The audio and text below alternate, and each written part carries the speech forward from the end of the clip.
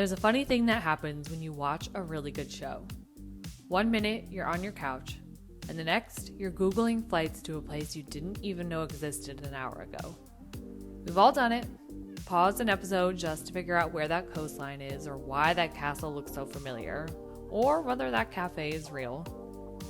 And honestly, that's one of my favorite parts of travel. The way stories pull us toward places long before we ever get there.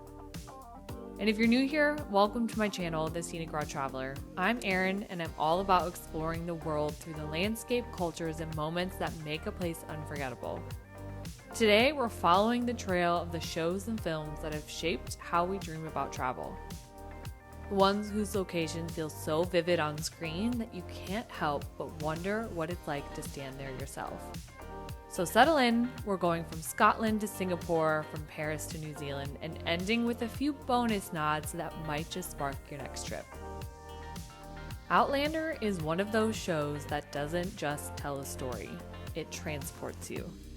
The moment you see the Scottish Highlands on screen, you understand why people fall in love with this place. Scotland isn't just a backdrop in Outlander, it's a character. The landscapes are wild and dramatic, the villages feel frozen in time, and the whole country has this moody, romantic energy that makes you want to wander for hours.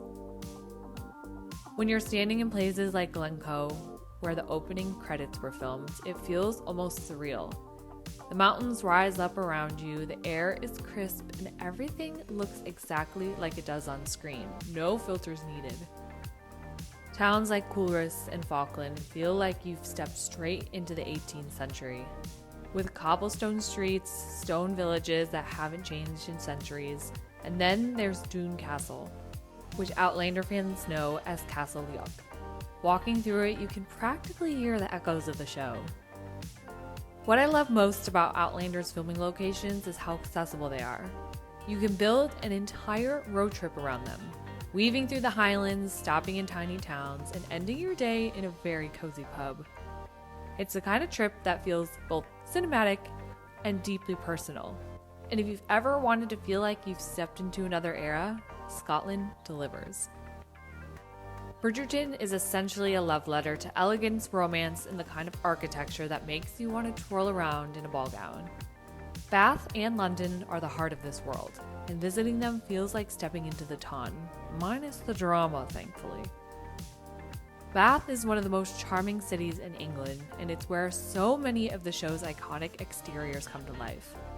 The Royal Crescent is instantly recognizable, and when you're standing there, it's impossible not to picture the Featheringtons sweeping out of their front door. The Holborn Museum, which becomes Lady Danbury's home, is even more impressive in person, with its grand facade and manicured grounds. And the assembly rooms, where all those glittering ballroom scenes happen, are open to the public. So you can walk around through the same places where the show's most dramatic moments unfold. London adds its own flair, especially in places like Greenwich, where Ranger's house stands in for the Bridgertons' family home. It's elegant, symmetrical, and exactly the kind of place you'd expect to find Daphne or Antony wandering around in the moment of emotional turmoil. What makes Bridgerton's filming locations so fun is how walkable they are. You can spend a day wandering from one spot to the next, stopping for tea, and pretending you're about to bump into a duke on the street. The White Lotus has this incredible ability to make every destination look like the most dramatic, luxurious place on earth. Each season has its own personality, and each one has sparked a wave of travel interest that's still going strong. Season 2 put Sicily on the map for a whole new generation of travelers. Taormina, with its cliffside views and that ancient amphitheater, feels like a dream. The towns of Noto and Cefalù are just as stunning. Warm stone buildings, the narrow streets, and sunsets that look like they were designed by a lighting director. It's no surprise that people started booking trips to Sicily the moment the season aired. Season 3 shifted the chaos to Thailand, and the scenery there is just as jaw-dropping. Think lush jungles, dramatic limestone cliffs, and beaches that look like they were painted. Even if you're not staying at a luxury resort, the landscapes alone make Thailand feel like a cinematic escape. And of course, Season 1's Hawaii locations are still iconic. There's something about the combination of tropical beauty and absolute chaos that makes the show so unforgettable. Whether you're into beaches, the culture, or just want to recreate your own White Lotus moment, minus the murder, these destinations are perfect. The Game of Thrones universe is back in full force, and the new spin-offs are giving us some incredible filming locations to explore. Between House of the Dragon and A Knight of the Seven Kingdoms, the world of Westeros is expanding again, and the filming locations are just as epic as ever. Croatia's coastline is one of the most dramatic in Europe, and when you're walking through Dubrovnik's Old Town, you instantly understand why it's been used as a filming location for years. The stone walls, the narrow alleys, the views over the Adriatic, it all feels like a fantasy world, even without dragons flying overhead. Spain adds its own flavor. Places like Cáceres, where the medieval architecture looks untouched by time. The plazas, the towers, the winding streets is all incredibly atmospheric. And then there's Cornwall in the UK with its rugged cliffs and crashing waves. The landscapes there feel wild and untamed, which is exactly the energy the show leans into. What makes the Game of Thrones spin-off locations so fun is how varied they are. You can build an entire trip around them, hopping from dramatic coastlines to medieval towns to quiet countrysides. Each stop feels like a completely different chapter in the story. Emily in Paris didn't make Paris popular. Paris has always carried its own magic. What the show did do was spotlight a version of the city that feels bright, romantic, and slightly heightened. It's fun to see how those familiar backdrops translate in real life. From the symmetry at Palais Royal to the charm of Montmartre, the filming locations remind you why Paris has inspired artists and storytellers for centuries. Walking through Palais Royal feels like stepping into one of Emily's perfectly curated Instagram posts. The black and white columns, the gardens, the symmetry, it's all incredibly photogenic. Pont Alexandra III is just as stunning, especially at sunset when the whole bridge glows. Montmartre adds that classic Parisian charm, with its winding streets, the artist studios, and views over the city. And if you want the full Emily experience, grabbing a coffee at Café de Fleur is basically a rite of passage. What makes Paris such a great set-jetting destination is how easy it is to explore. You can wander for hours, stumble into beautiful corners of the city, and feel like you're living in your own little romantic comedy, minus the questionable work decisions. Crazy Rich Asians came out years ago, but it still earns a place on this list because of how strongly it shaped the way people imagine Singapore. The film captured the city's energy, the architecture, the food, the color, in a way that still resonates today. And it introduced a lot of travelers to a version of Singapore that hadn't seen before. With renewed excitement around when the second movie will arrive, interest in these locations has stayed surprisingly steady.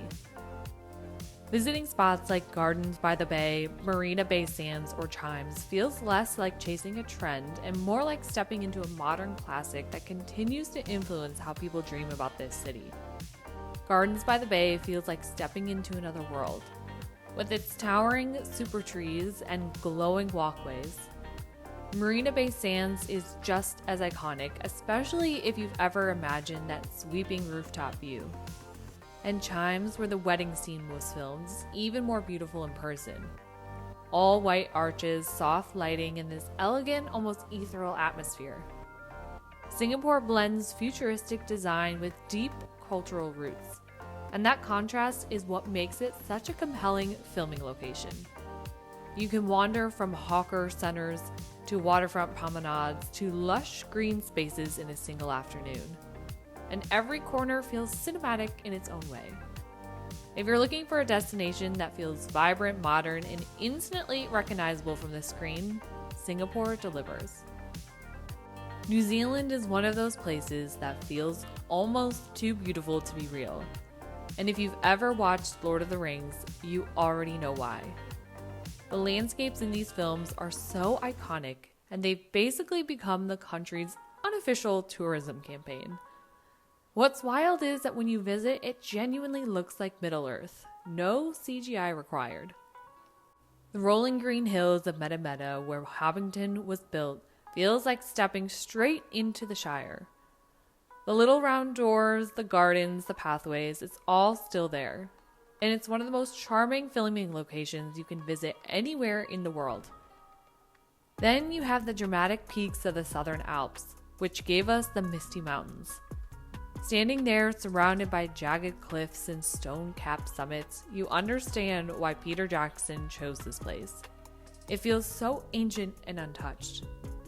And what I love about New Zealand as a jet-setting destination is how immersive it is.